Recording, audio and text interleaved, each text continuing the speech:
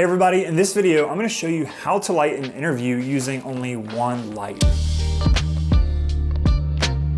And the reason for that is I know there are a lot of folks who watch that don't have all of the gear, don't have all the setup, and quite honestly, you can do a lot with just one light. So I wanna show you how to do that. And the reason for interview lighting setup is this is a setup that is so versatile. I mean, you have interviews in documentaries, you have interviews in corporate films, you have interviews in testimonials that even small businesses and small organizations use. This is a lighting setup, and these are pieces of lighting that you can use for so many different types of films, and not only interviews, but this lights and this lighting setup can also be used for products. It can also be used for just a multitude of things. So this is a very worthwhile tutorial, but also a very worthwhile look at some products, some lighting setups that you can use and keep with you for potentially 10 years. This is something that you can invest in for the long term and not be worried about just constantly spending money every single year trying to figure out your lighting. So what I'm gonna cover in this video, first and foremost, is what you actually need, the actual products, the actual gear that you need to do this setup. Then I'm gonna show you how to do the setup and some considerations, some configurations with the lighting. And then I'm also gonna show you some configurations and some considerations with the environment as well, because that's a big deal when you're framing up, you're composing your shots, using practical lighting. Those are all things that you need to consider as well. So let's jump into it and let's look at the actual gear that I'm using. So this is the one light that I'm gonna be using. It's the Amaran 200d. This is around $260, which is actually these days very affordable for how powerful and how good this light is. So this is a light that I would recommend. There are other brands, but you should look for something around a 200 or maybe even a 300 if you have the money to invest into it, because the more powerful lights that you can get, the more versatile, the more useful they're gonna be for a long time to come. So obviously you're gonna need your light, and then you're gonna need your light on a light stand. In this particular case, I'm using a C-stand. I really like C-stands because of their durability, how big they are, how heavy of objects and lights you can put on them. And so I really like C-stands, but you can also use something like, you can also use a light stand like this one. This is an impact light stand.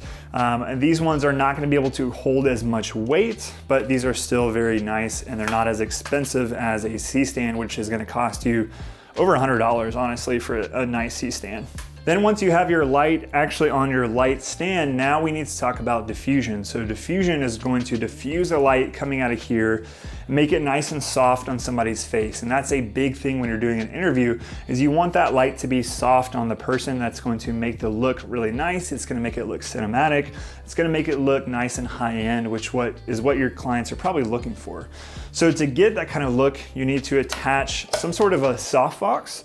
And so the softbox that I like to use, and there's a lot of different brands out there. I've used several different brands. I have several different brands. But this one right here is an Aperture Light Dome, the second version. And this is a pretty big softbox, as you can see. And the reason for having a big softbox, honestly, just it spreads the light out. It gives you a much larger light source because it's spreading that out versus a softbox that's gonna be a lot smaller.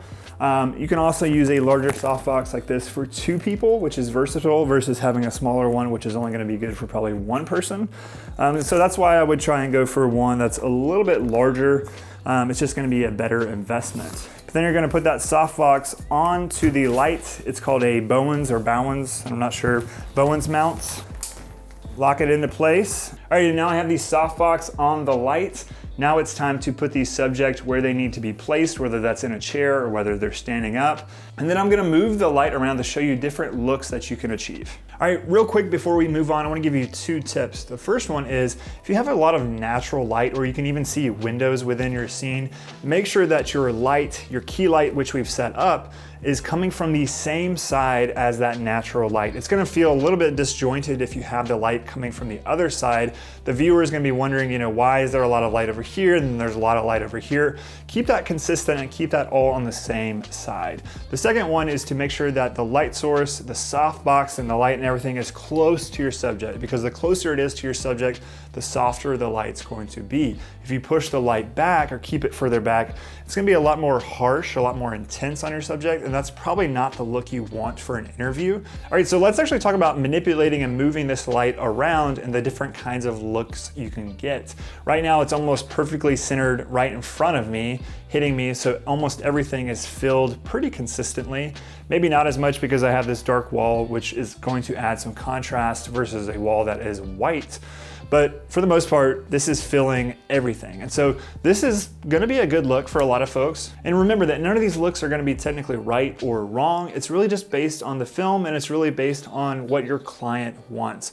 Sometimes too much contrast, too much depth is not what a client wants. It might just feel too deep, especially depending on the subject of your interview. So this may be your go-to, is lighting them from the front. But if you do want to start to add some more contrast, get more shadows in people's face, you start to move the light to the side of them. So let me show you what that starts to look like. All right, so I've moved the light about 30 degrees, maybe not a full 45 degrees at this point. So the light is coming more from my left side.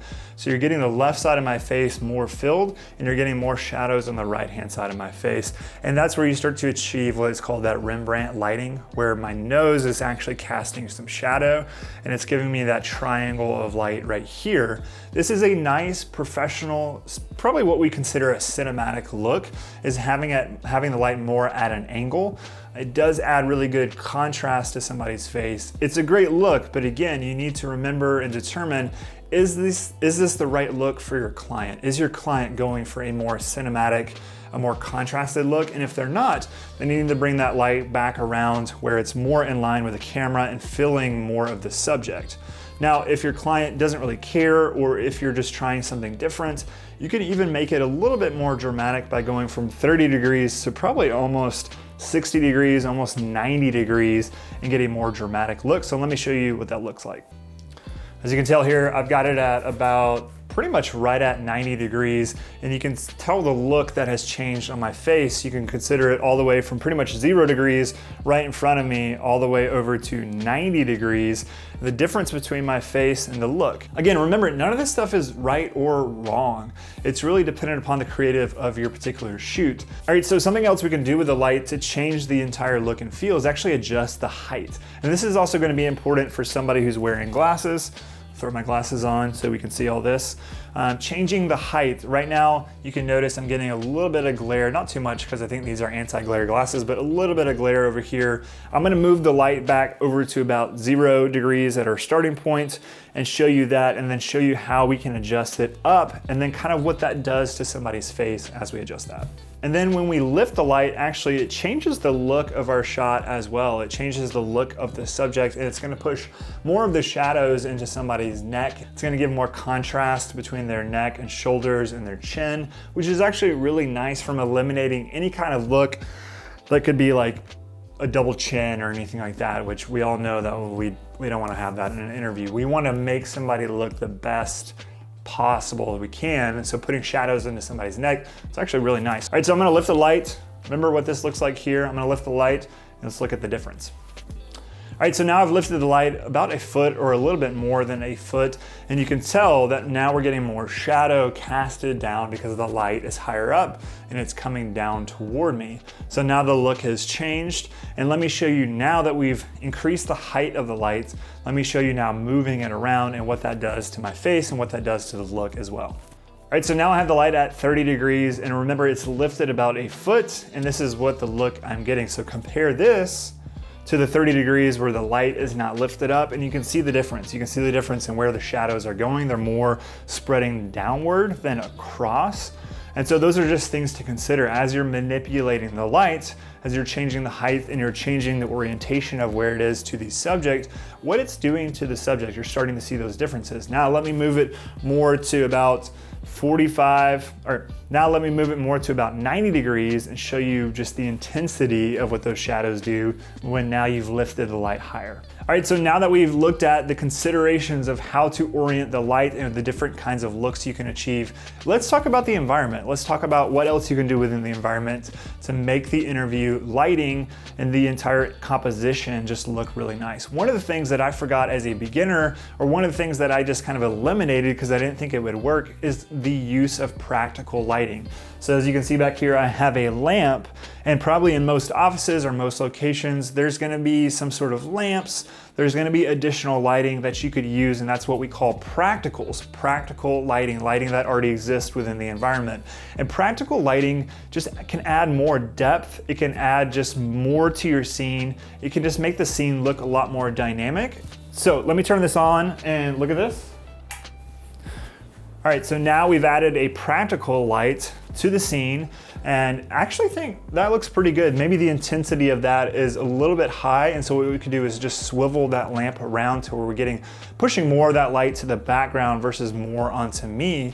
Now, an important thing here to note is you want to white balance based on your key light. So since this is a daylight temperature at 5700, 56, 5800, you want to white balance based on that and not white balance based on your practical lighting, because if you do that, everything is going to be totally thrown off. Now let's look and see if this is seeming too bright, too intense. Let's try swiveling this around and push more of that light into the background and see what that looks like. All right, so now I've got that light pointing the other direction. The only thing I'm seeing here is some more intense shadows that it's pushing from that plant against that wall. And so this is where we may want to reorient the camera. We may want to reorient that practical light. We may want to change that plant and just adjust from the shadows if we don't like having those shadows in the shot. As you can tell here, if I just crop things in a little bit, then now we're losing those shadows in the background. And this is looking nice here with the practical lighting. But again, it's all just based on what is looking nice. What do you want to achieve within your particular film and your composition? Again, there's no right or wrong. There's no, yeah, those shadows are good or they're bad.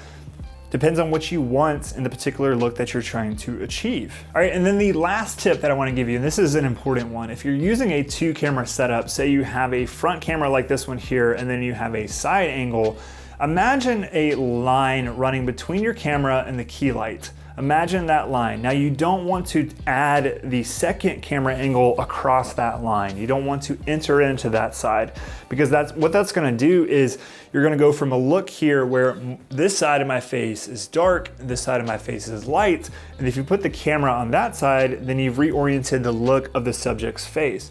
But if you go from here to this side, then we're maintaining the same look and feel as we're getting on somebody's face. And it's always a good rule of thumb, to have the darker side be facing more toward the camera than the lighter side. So instead of doing this, I want to make sure that the subject is oriented like this, especially if they're speaking to somebody off camera. Make sure that you have that darker side closest to the camera versus the lighter side closest to the camera.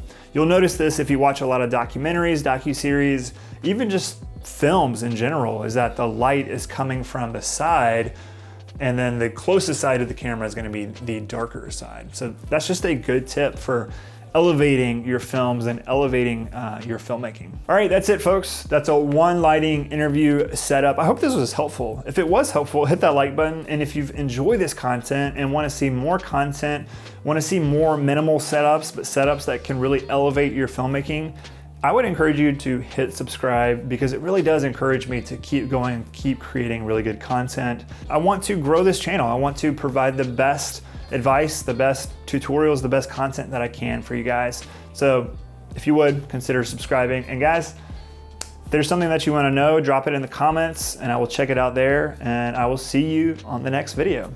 Later.